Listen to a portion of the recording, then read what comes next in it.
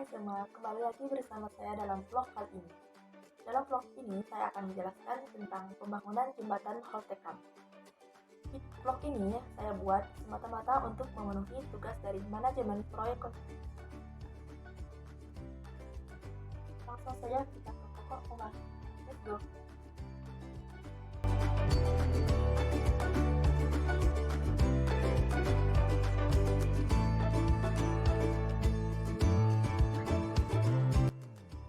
Yang pertama adalah sejarah perjalanan dari pembangunan jembatan Holtecam. Pada tahun 2002, yaitu studi sosial ekonomi dan studi kelayakan. Pada tahun 2003 yaitu studi kelayakan. Pada tahun 2004 preliminary atau design development. Pada tahun 2005 yaitu detail engineering design. Dan pada tahun 2015 sampai 2018 yaitu konstruksi dan supervisi. Dan pada tahun 2018 yaitu selanjutnya dengan uji layak fungsi, dan pada tahun 2018 sampai sekarang operasional dan pemeliharaan.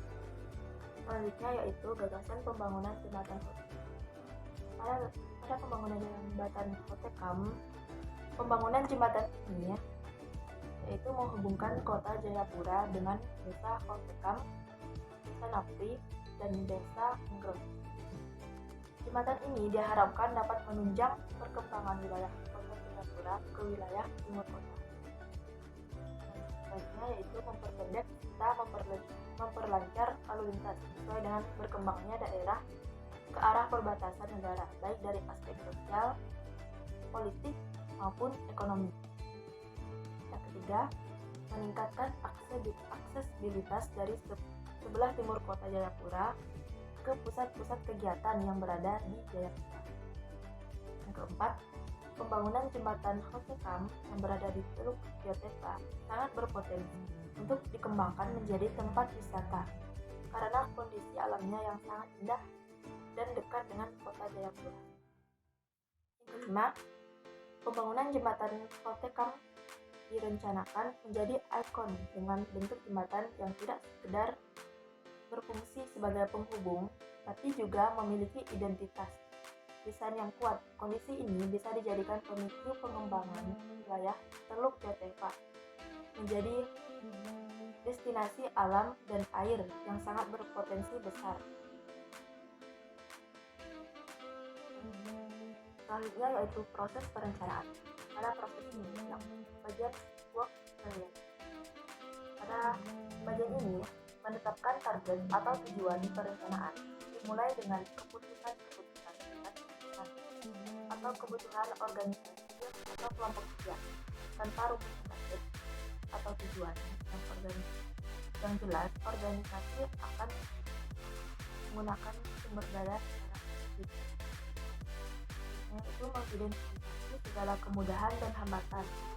Segala kekuatan dan kelemahan serta kemudahan dan hambatan perlu diidentifikasi untuk mengukur kemampuan organisasi dalam mencapai tujuan. Oleh karena itu, perlu diketahui faktor-faktor lingkungan intern dan ekstern yang dapat membantu organisasi mencapai tujuannya atau yang mungkin menimbulkan masalah. Walaupun sulit dilakukan, antisipasi keadaan, masalah, dan kesempatan serta ancaman yang mungkin terjadi di waktu mendatang adalah bagian esensi dari proses perencanaan. Dan juga pada proses ini terdapat 6 bagian, yaitu yang pertama yaitu proses penyelenggaraan, yang kedua metodologi perencanaan, yang ketiga alternatif desain, yang keempat detail engineering design, yang keenam yaitu sertifikasi desain jembatan atau KKTJ, dan yang terakhir sertifikasi layak fungsi jembatan atau KKTJ.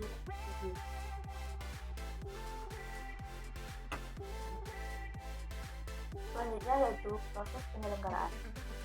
Pada proses ini, yang pertama kita lakukan yaitu pengadaan.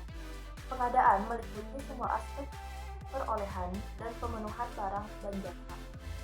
Begitu juga keseluruhan siklus hidup kontrak dari identifikasi kebutuhan, mengakhiri sebuah kontrak. Dalam tahap pengadaan ini, jasa konstruksi dan pelelangan terdapat tujuan untuk menunjuk kontraktor sebagai pelaksana ataupun beberapa subkontraktor untuk melaksanakan konstruksi di lapangan.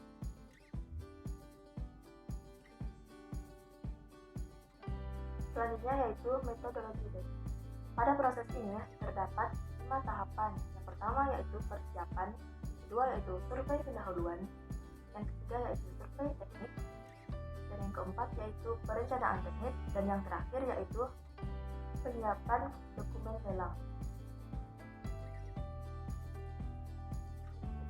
Untuk penjelasannya pada tahap persiapan, karena berada di wilayah Kota Jayapura, rancangan konstruksi jembatan ini berkoordinasi dengan P2JN, Bapeda, Dinas PUPR, Provinsi, dan dinas lainnya. Yang kedua yaitu tahap survei pendahuluan.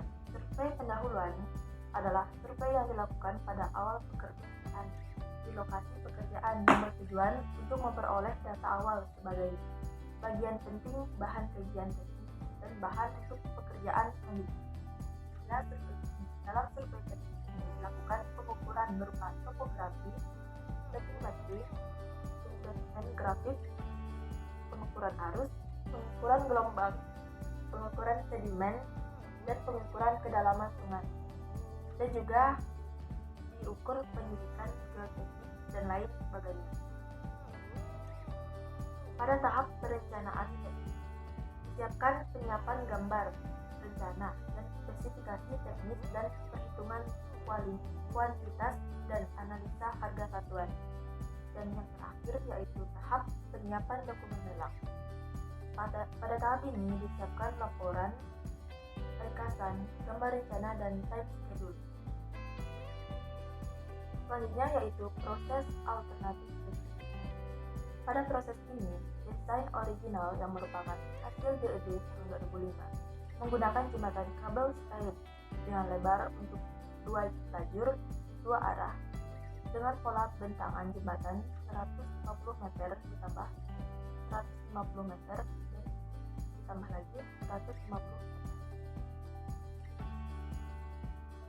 Untuk isu revisi terhadap DED tahun 2005, lebar jembatan tidak mempertimbangkan pertumbuhan arus lalu lintas untuk 100 tahun ke depan. Jadi, struktur jembatan kabel style tidak memungkinkan untuk dilakukan perbedaan.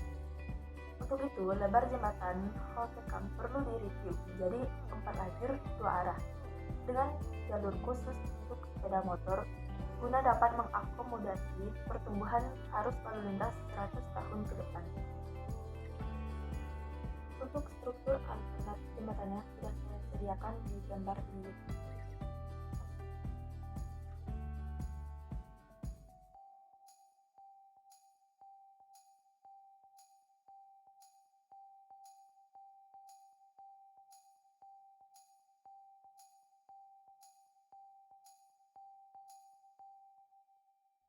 Selanjutnya yaitu penyusunan geometrik struktur jalan.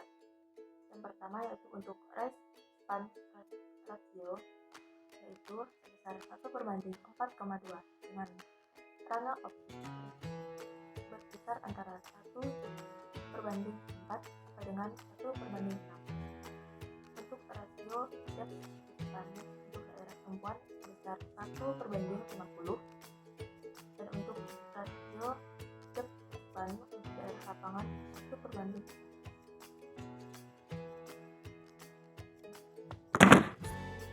Untuk panjang bentang samping diambil sebesar 0,3 sampai dengan 0,4 dari span utama. Hal ini berdasarkan pertimbangan untuk mencegah split pada tumpuan bentang samping. Untuk panel length atau panjang segmen serta jarak cross beam digunakan sebesar 5 meter atau 1/24. Panel length tidak direkomendasikan melebihi 1/15 span. Hal ini dibatasi karena alasan estetik untuk mencegah sudut yang terlalu besar pada titik-titik pertemuan yang dapat berdampak pada kehalusan garis lengkung jembatan. Selain itu karena mempertimbangkan ekonomis konstruksi jembatan. Selanjutnya yaitu metode analisis. Dalam metode ini terdapat dua tahapan, yaitu analisis global atau analisis jadi. Yang kedua yaitu analisis lokal atau analisis jadi. Pada analisis global yaitu elemen-elemen yang dianalisis secara full model atau analisis dimensi, yaitu elemen-elemen main art, linear, dan heuristik. Elemen-elemen tersebut direncanakan dengan konsep LFRD, load factor, dan design atau PDKT, itu perencanaan berdasarkan beban dan kekuatan faktor. Pada analisis lokal, elemen-elemen yang dianalisis secara lokal atau ditinjau secara dua dimensi, yaitu slab, stringer, dan cross beam. Elemen-elemen tersebut direncanakan menggunakan konsep LFRD, load factor resistant design, atau PDKT, yaitu perencanaan berdasarkan beban dan kekuatan terfaktor. Selanjutnya yaitu tahapan desain struktur. Pada tahap ini terdapat 6 tahapan. Yang pertama yaitu estimasi dan perhitungan beban rencana. Yang kedua yaitu penentuan kombinasi pembebanan. Yang ketiga yaitu perhitungan gaya dalam. Yang keempat yaitu pengecekan informasi. Yang kelima yaitu pengecekan kapasitas penampang. Dan yang terakhir yaitu desain sambungan. Selanjutnya yaitu skema penyusunan graf atau RE dan spesifikasi teknis pekerjaan jalan dan jembatan. Pada proses ini, pengelompokan kegiatan atau item pekerjaan pada proyek pembangunan jalan dan jembatan sudah distandarkan oleh Dirjen Bina Marga Kementerian PUPR dan dibagi menjadi 10 divisi. Yang pertama yaitu divisi 1 umum. Pada divisi ini terdapat manajemen dan keselamatan lalu lintas, jembatan sementara, pengamanan lingkungan, cair investigasi, borlog, cair masuk laporan, dan manajemen mutu. Pada divisi 2, drainase, terdapat galian untuk selokan, drainase dan saluran, pasangan batu dengan mortar, saluran berbentuk U, DS8. Selanjutnya yaitu divisi 3, kerjaan. Pada divisi ini terdapat galian biasa, galian linear muda, galian batu, galian struktur dengan kedalaman 0 sampai 2 meter, 2 sampai 4 meter, 4 dan 6 meter, dan timbunan biasa dan badan jalan. Selanjutnya yaitu divisi 4, pelebaran, perkerasan, dan bahu jalan. Selanjutnya yaitu divisi 5, perkerasan berbentuk. Pada ini terdapat lapis fondasi agregat kelas A dan kelas B. Selanjutnya yaitu divisi 6, perkerasan aspal. Pada divisi ini terdapat lapis serap pengikat aspal cair, lapis perekat aspal cair, lapis paus. Selanjutnya yaitu divisi 7, struktur. Dalam divisi ini terdapat fondasi, struktur bawah, dan struktur atas, penyediaan tiang panjang baja, pemancangan tiang panjang baja, penyediaan tiang panjang beton, pemancangan tiang panjang beton pekat.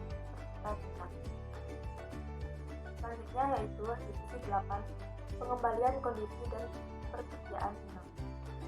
Pada divisi ini terdapat dengan pengaman, marka jalan, termoplastik, rel pengaman, kerb cetak, perkerasan blok beton pada trotoar dan median. Selanjutnya yaitu divisi 9, pekerjaan kerjaan. Dalam divisi ini terdapat mandor, pekerja biasa, tukang kayu, tukang batu, dan lain sebagainya. Terakhir yaitu divisi 10, pekerjaan pemeliharaan. Dalam ini terdapat operasional pemeliharaan. Selanjutnya yaitu sertifikat jembatan. Berdirinya KKJB atau sertifikat jembatan dimulai sejak hingga jembatan selesai Sekretariat Negara pada tanggal 26 November 2000. Melalui kejadian tersebut, Kementerian PUPR berinisiatif untuk membuat Permen PU Nomor 40 Tahun 2015 tentang penyelenggaraan keamanan jembatan dan terowongan jembatan. Tindak lanjut dengan pembentukan Komisi Keamanan Jembatan dan Terowongan melalui Kemendikbud Nomor 485 Tahun 2015. KKJ atau jembatan merupakan kumpulan para ahli jembatan baik dari unsur akademis, praktisi, profesional maupun birokrat yang bertugas melakukan evaluasi untuk keamanan jembatan dan terowongan jalan dari segi desain dan pelaksanaan konstruksi agar memenuhi standar yang berlaku. Jembatan adalah salah satu jembatan di Provinsi Papua yang menghubungkan Port-Ekam dan Haman. Jembatan itu memiliki panjang 332 meter dengan lebar 21 meter. Keberadaan jembatan Port-Ekam memiliki nilai strategis karena dapat menjadi solusi kepadatan kawasan perkotaan, pemukiman, dan kegiatan perekonomian di dalam kota Jayapura. Selain itu, jembatan ini juga bisa menjadi pengikat hubungan perekonomian antara Republik Indonesia dan Papua Nugini yang selama ini melalui Pos Lintas Batas Negara (PLBN) Papua.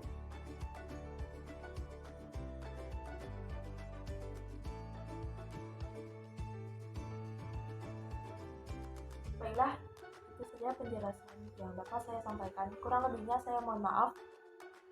Kita bertemu pada vlog selanjutnya. Bye-bye. Terima kasih. Assalamualaikum warahmatullahi wabarakatuh.